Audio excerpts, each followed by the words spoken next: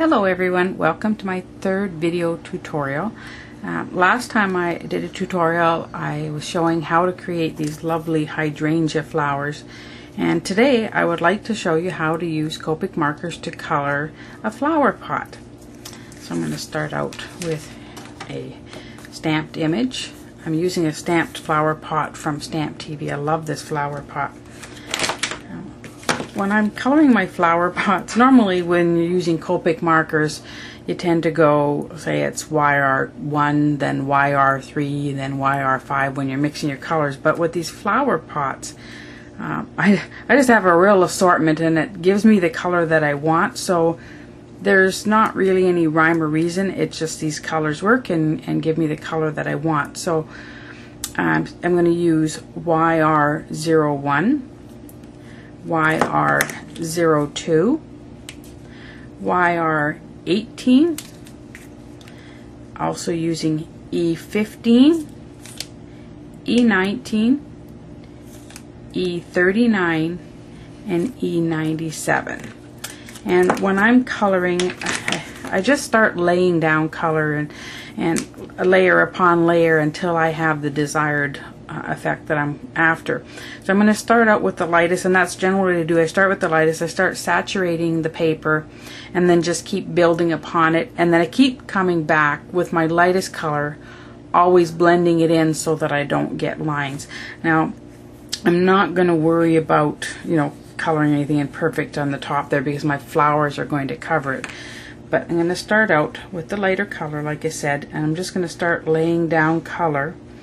Now, if I get going a little too fast with my colors, and you see me going out of the lines, normally when I'm just doing it for my own use, I go a little slower, but I know when you're watching it on your side, watching somebody color, it can seem to take forever. So I'm going to go a little quicker than normal. So you may see me go out of the lines, but normally I don't. Normally I'm fussy.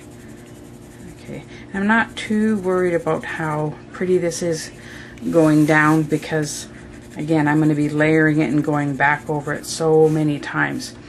Okay, so I've taken the first color.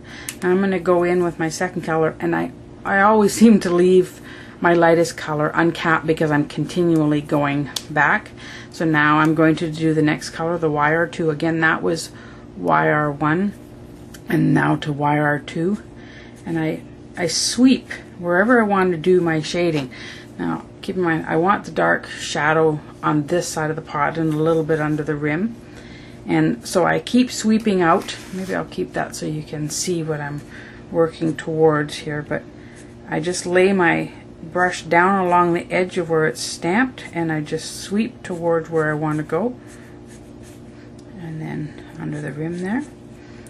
And come back on the top part here.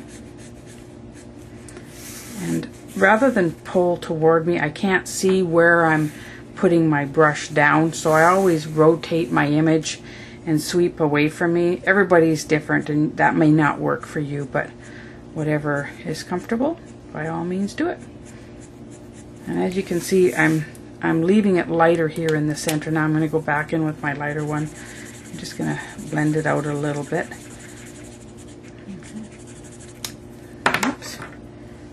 Now I'm going to go with the next one, and that's the YR18. Hope I'm not speaking too fast. I know when I'm doing these videos I was a little nervous, and I find I'm talking faster than I normally do.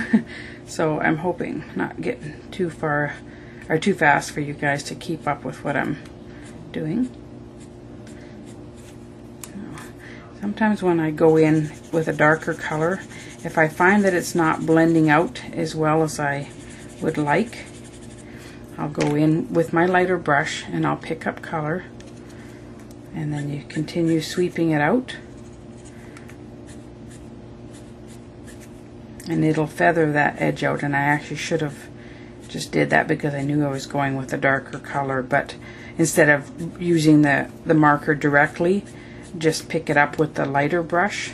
And I do a lot of this because it just lets you blend so nice. And I want to get rid of some of that color and just go back in. I'm going to blend out more.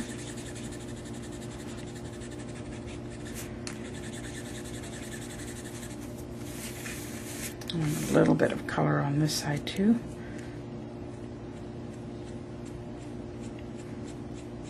And just a little bit so it's not shadowed too much on the one side, but just defines it.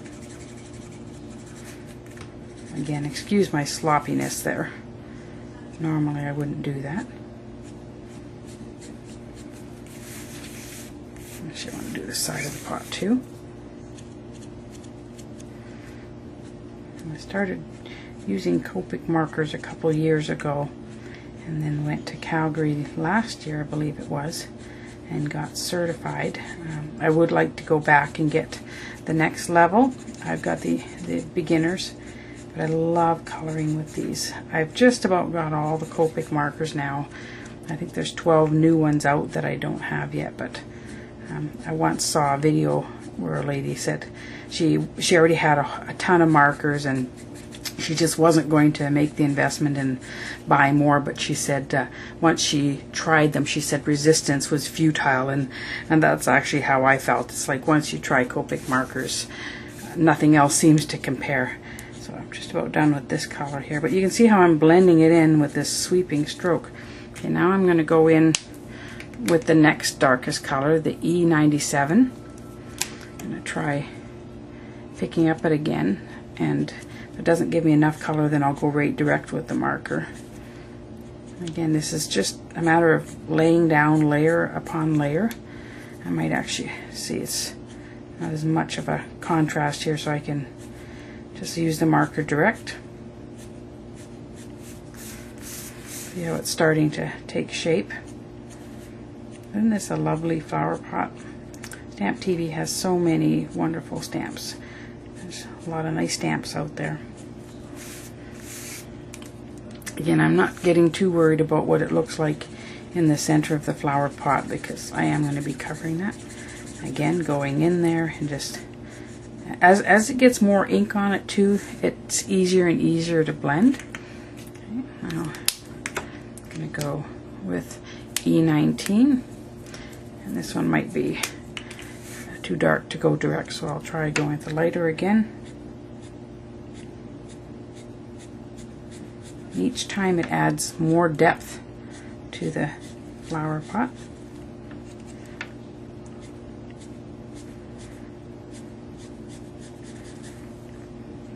I hope if you give this a whirl that you'll be willing to stop by and leave a comment on my blog letting me know that it was helpful, and if you'd like to see more tutorials on coloring different things with Copic markers, I'd be happy to accommodate you. I'm going to go in directly here.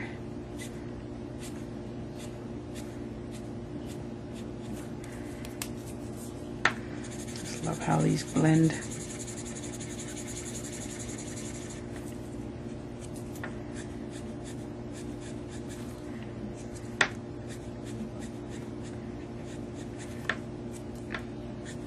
Almost have some music playing in the background so it doesn't get so quiet when I'm concentrating.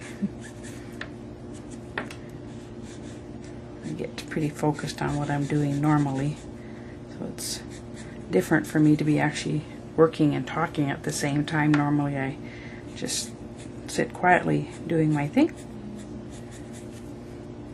I need some more up here. Hard seeing me go outside of the edges. I'm not used to doing that, but it would take much too long to do this, and you'd be getting bored before I was done if I took my time like normal.